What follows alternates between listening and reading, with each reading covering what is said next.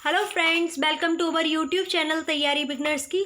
आज है 19 अगस्त 2020। Important current affairs with static GK हम डिस्कस करेंगे, तो ध्यान से वीडियो देखिएगा और चैनल को सब्सक्राइब भी कीजिएगा। ये जो वीडियो है आपके लिए काफ़ी फ्रूटफुल रहेगा अगर आपको एंट्रेंस एग्ज़ाम देने वाले हो, नीट हो या फिर कोई एग्ज़ाम LLB वगैरह का आप देने वाले हो जिसमें आप एडमिशन लेना चाहते हो, या फिर कोई आप एग्ज़ाम सरकारी नौकरी के लिए देने वाले हो जैसे पुलिस हो या फिर कोई SI का एग्ज़ाम हो या NTPC हो, ग्रुप D हो, RRB हो, CGL CHSL, सभी के लिए फ्रूटफुल रहेगा। एक बार देखिएगा एंड तक, काफ़ी नॉलेज मिलेगी।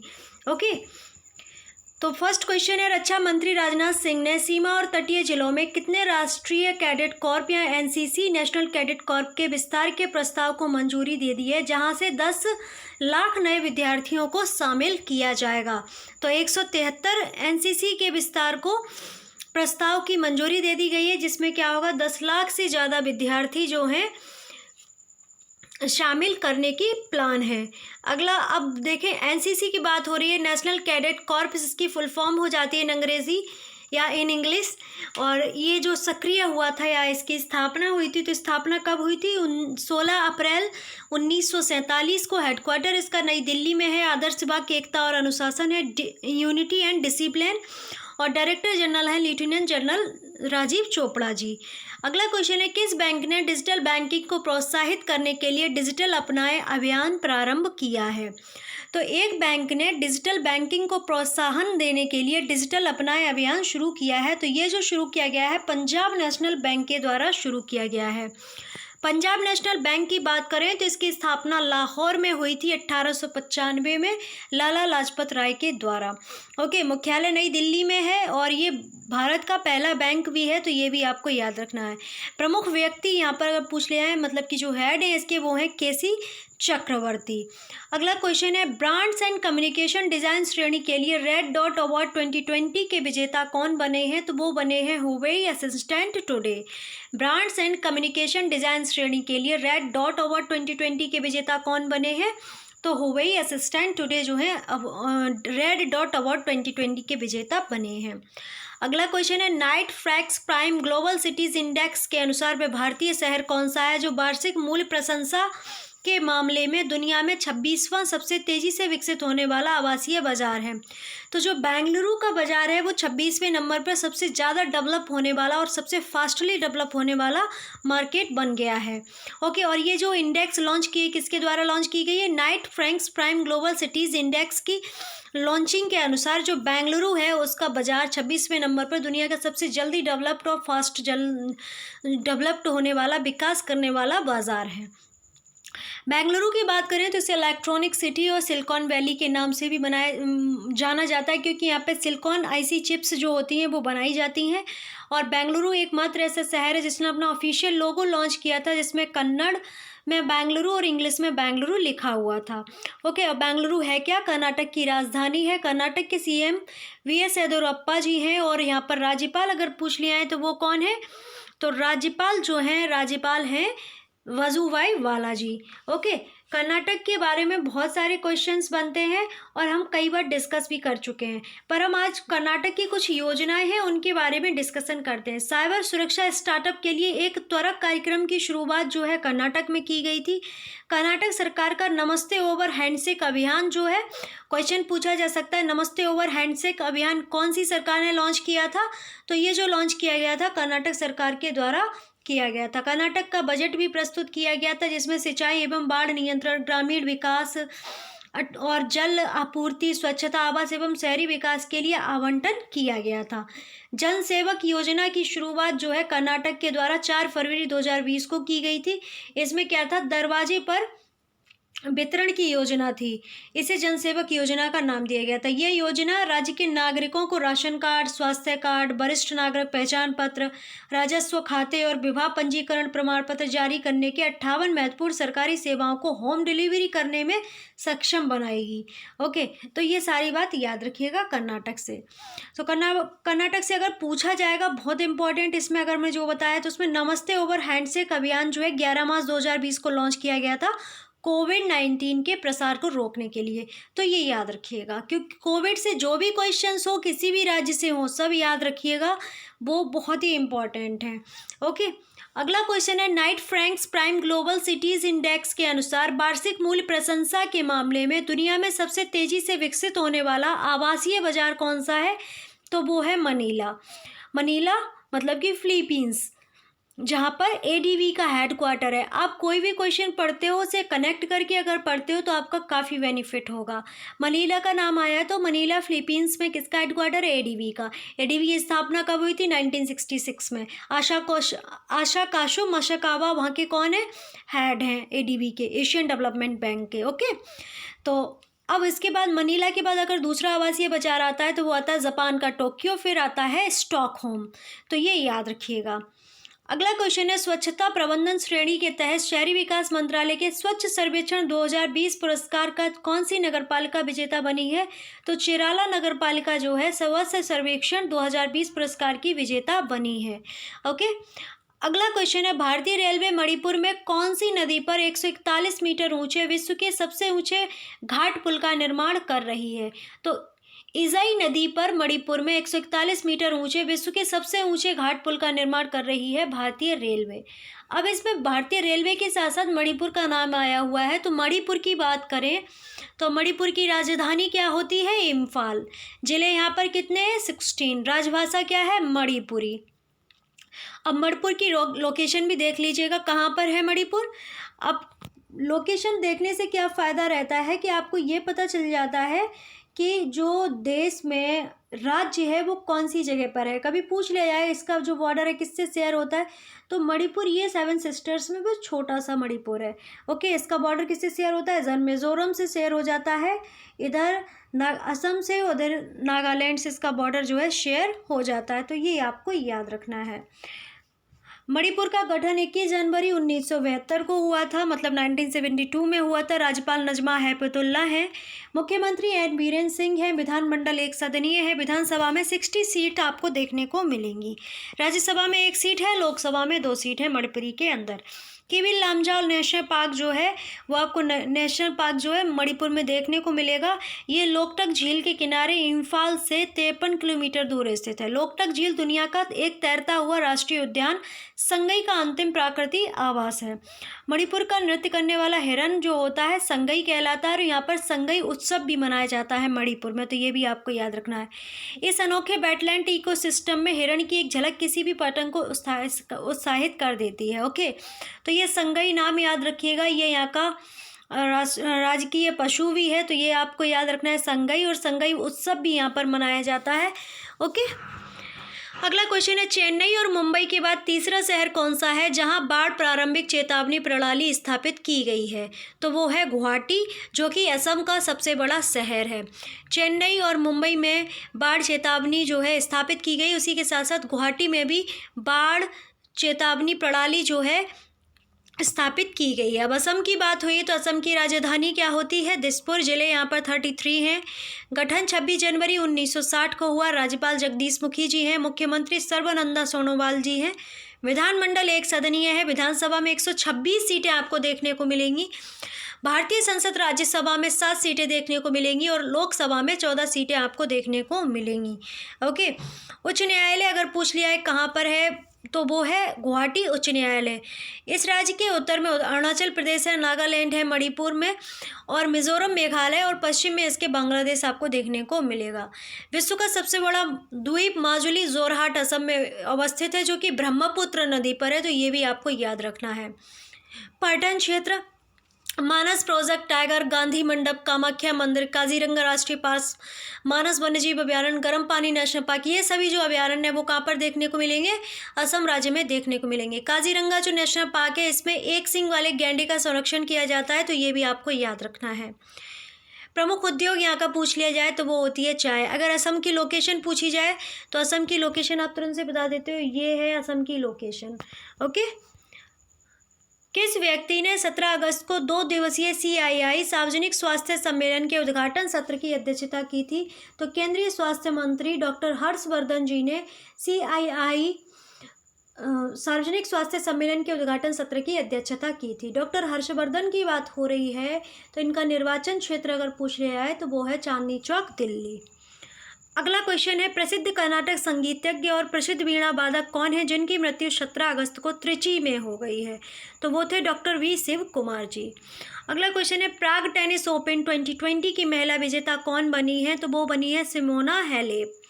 अगला क्वेश्चन है, वे भारतीय खिलाड़ी कौन है जिन्होंने अंतर्राष्ट्रीय क्रिकेट से अपनी सेवानिवृत्ति की घोषणा कर दी है? ये क्वेश्चन हमने कल भी आपको बता दिया था। महेंद्र सिंह धोनी और सुरेश रैना जी ने अंतर्राष्ट्रीय क्रिकेट से सेवानिवृत्ति की घोषणा कर दी है। ये ओनली IPLs खेलेंगे। अगला क्वेश्चन, इंडियन सुपर लीग का 7वां संस्करण कहाँ आयोजित किया जाएगा? तो गोवा के मारगांव, वास्को दी गामा और बम्बोलिम में आयोजित किया जाएगा। तो ये आपको याद रखना। अब गोवा की बात हो रही थी, गोवा की राजधानी होती है पणजी, इसे पंजिम भी कहा जाता है। सबसे बड़ा शहर जो है वास्को डी गामा है। जिले यहाँ पर 2 है, राजभाषा कोंकणी है। 1992 में कोंकणी भाषा को जोड़ा गया था हमारे संविधान में। कोंकणी के साथ साथ कौन कौन सी भाषा जोड़ी गई थी? ये ट्रिक याद रखिएगा, नमक, नेपाली, मणिपुरी, कोंकणी। ओके। गठन हुआ था गोवा का 30 मई 1987 को। राज्यपाल मृदुला सिन्हा जी हैं, मुख्यमंत्री प्रमोद सावंत जी हैं। विधानमंडल यहाँ की 1 सदनीय है और विधानसभा की सीटें जो है 40 हैं। राज्यसभा की 1 सीट है। लोकसभा की 2 सीट हैं। राज्य दिवस 19 दिसंबर को मनाया जाता है क्योंकि गोवा लिबरेशन डे है। गोवा मुक्ति दिवस जो है 19 दिसंबर को मनाया जाता है क्योंकि 1961 में 19 दिसंबर को गोवा को पुर्तगालियों से मुक्ति मिली थी। भारत हमारा 1947 में आज़ाद हो चुका था, उसके बाद भी गोवा पुर्तगालियों के अधीन रहा था 1961 तक। तो ये याद रखिएगा। राज्य की पक्षी धामरा है। राज्य की पशु मूषक मेरग है। नदियाँ यहाँ पर मांडवी, ज्वारी, तरखौल, चौपोरा, बैतूल है। ज्वारी और मांडवी जो रिवर है कई बार पूछी गई हैं। ओके। वन्यजीव विहार की बात करें तो बोंडला, कोटीगांव, मोलेम तथा डॉक्टर सलीम अली पक्षी उद्यान।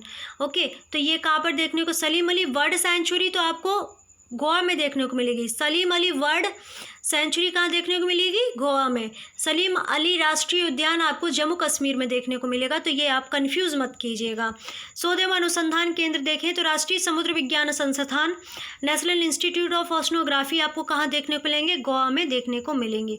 गोवा की लोकेशन आपको अगर देखनी है तो गोवा की लोकेशन ये रही। बिल्कुल छोटा सा ये गोवा है। महाराष्ट्र से इसकी बॉर्डर शेयर होती है, इधर कर्नाटक से बॉर्डर शेयर होती है, इधर अरब सागर है। तो ये याद रखिएगा। अगला क्वेश्चन है, वे राज्य सरकार कौन सी है जो कोविड-19 का मुकाबला करने के लिए 30,000 गाँव में ऑक्सीजन जांच केंद्र स्थापित करेगी? तो वो जो राज्य सरकार है वो है दिल्ली। दिल्ली की बात करें तो दिल्ली एक केंद्र शासित प्रदेश है। इसकी जो राजधानी है वे भी दिल्ली है। CM यहाँ पर आम आदमी पार्टी के नेता अरविंद केजरीवाल जी हैं। लेफ्टिनेंट गवर्नर अगर पूछ लिया है तो वो अनिल बैजल जी हैं। दिल्ली में जो संसद भवन है, राष्ट्रपति भवन है, वो रायसीना हिल्स पर अवस्थित है। तो ये भी आपको याद रखना है। तो ये सारी बातें याद रखने के साथ साथ लोटस टेम्पल, लाल किला, यहाँ के जो पर्यटन स्थल हैं उसमें मुख्य पर्यटन स्थल में आते हैं दिल्ली के अंदर। और दिल्ली में अगर पूछ रहा है दिल्ली कौन सी नदी के किनारे बसा हुआ है तो यमुना नदी के किनारे बसा हुआ है। ओके। दिल्ली में एक मतलब कई योजनाएं चलाई गई तो वो आप याद रखिएगा। कोरोना के विरुद्ध ऑपरेशन शील्ड जो चलाया गया था वो दिल्ली के अंदर चलाया गया। कोविड-19 के लिए दिल्ली सरकार ने 5 सूत्री जो योजना चलाई तो वो भी 7 अप्रैल 2020 को चलाई थी। तो ये याद रखिएगा। दिल्ली बजट प्रस्तुत किया गया था तो ये भी आपको याद रखना है।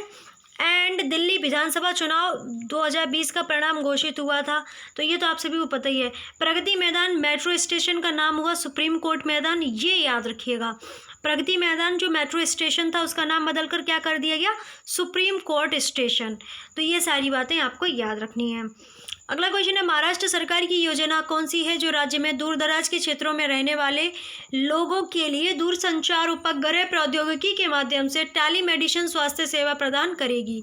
तो महाराष्ट्र की वो जो योजना है वो है शिव आरोग्य योजना। शिव आरोग्य योजना की बात करें तो इसमें क्या होगा? टेलीमेडिसिन स्वास्थ्य सेवा प्रदान करेगी ये। ओके। तो इससे क्या होगा, जैसे आपको कोई प्रॉब्लम है तो आप फ़ोन कर सकते हो और आपके द्वारा जो परेशानी बताई जाएगी, उसका निदान करते हुए जो भी स्वास्थ्य सेवा होंगी वो आपको प्रदान करवाई जाएंगी। ओके, महाराष्ट्र की बात करें, महाराष्ट्र की कैपिटल होती है मुंबई और विंटर्स कैपिटल होती है नागपुर, और नागपुर को ऑरेंज कैपिटल भी कहा जाता है क्योंकि ऑरेंज के लिए बहुत ज़्यादा फेमस है। एंड नागपुर जो एमएसएमई और सड़क एवं परिवहन मिनिस्टर नितिन जयराम गडकरी जी हैं, उनका निर्वाचन क्षेत्र भी है, उनका कंस्टिट्यूएंसी भी है, तो ये आपको याद रखना।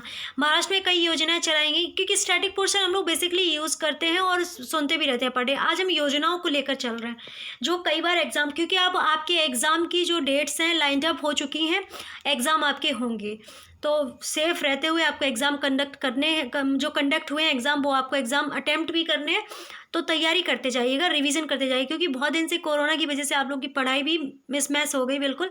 तो अब महाराष्ट्र की जो योजनाएं हैं उसमें देखिए, महाराष्ट्र में लोगों को मुफ्त एवं कैशलेस इंश्योरेंस प्रीमियम दिया गया, तो ये आपको याद रखने का। मुंबई सेंट्रल स्टेशन का नामकरण जो किया गया नाना शंकर सेठ के नाम पर किया गया, ये क्वेश्चन मोस्ट इंपॉर्टेंट है, बहुत अच्छे से याद रखिएगा। मुंबई सेंट्रल स्टेशन है, उसका नाम बदलकर क्या कर दिया गया, नाना शंकर सेठ कर दिया गया है।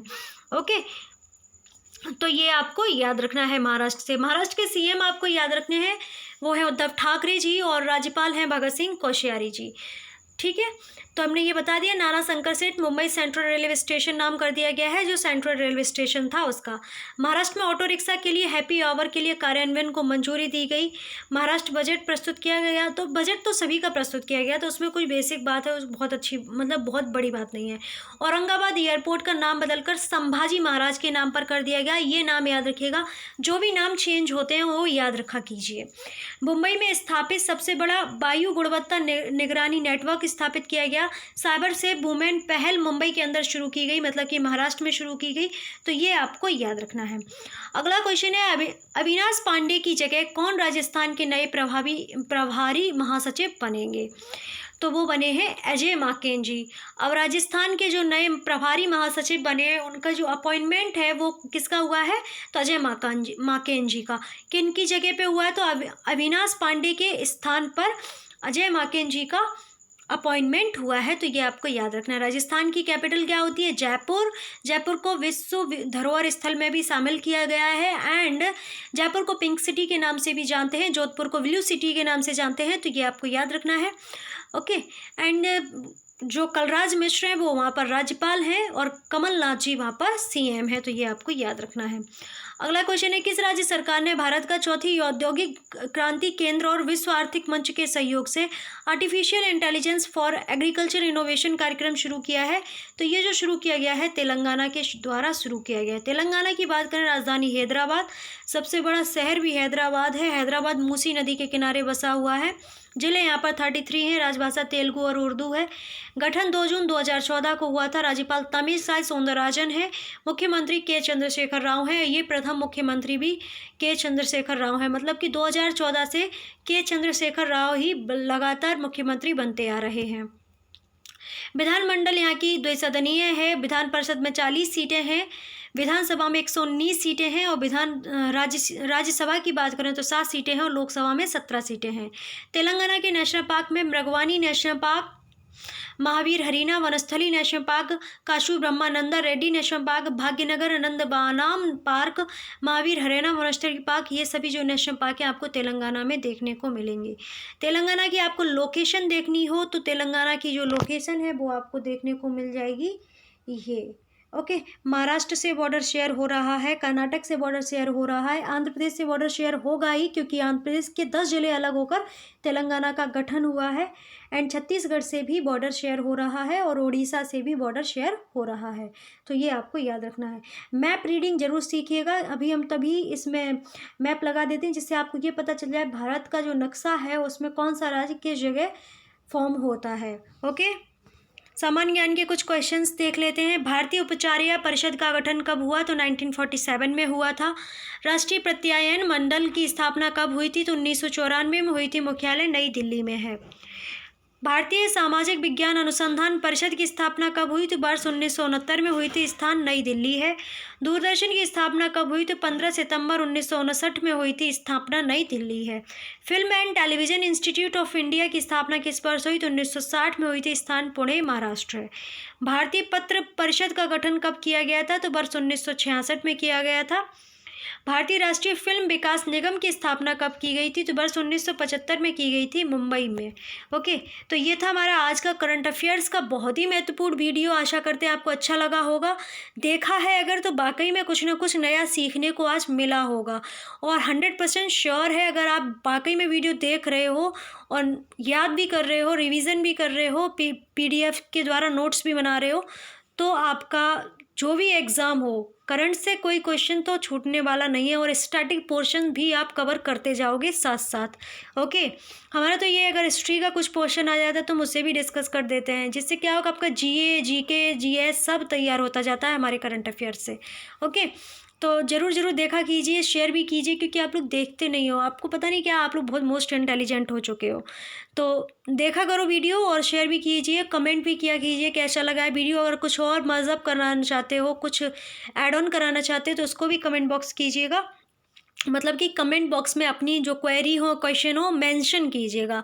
ओके, और वीडियो को ज़्यादा से ज़्यादा शेयर कीजिएगा। पहली बार विजिट कर रहे हो तो सब्सक्राइब कीजिएगा और पास में दी गई बेल आइकन को प्रेस कर लीजिएगा। अगर आप ऑडियो सुनना चाहते हो तो हमारे खबरी प्लेटफॉर्म पे ज्वाइन कीजिएगा, उसका लिंक आपको वीडियो के डिस्क्रिप्शन में मिल जाएगा। ट्विटर, फेसबुक, इंस्टाग्राम पेज से भी जुड़ सकते हो, उसका भी लिंक आपको डिस्क्रिप्शन में मिल जाएगा। And most important, Telegram group को ज्वाइन कीजिए, जहाँ से क्लास की PDF मिल जाए। आप नोट्स बनाना चाहें नोट्स बनाएं, या रिवीजन के तौर पे PDF आप रख सकते हो सेव करके। ओके, तो आप सभी का बहुत बहुत धन्यवाद वीडियो वॉच करने के लिए। खुश रहिए, मस्त रहिए, स्वस्थ रहिए, अपना अपने परिवारीजनों का ख्याल रखिएगा, मन में हमेशा जुनून रखिएगा, हासिल कर लेंगे मुकाम अपना, तभी चैन से बैठेंगे। ओके, तो आप सभी का बहुत बहुत धन्यवाद वीडियो वॉच करने के लिए एक बार फिर से।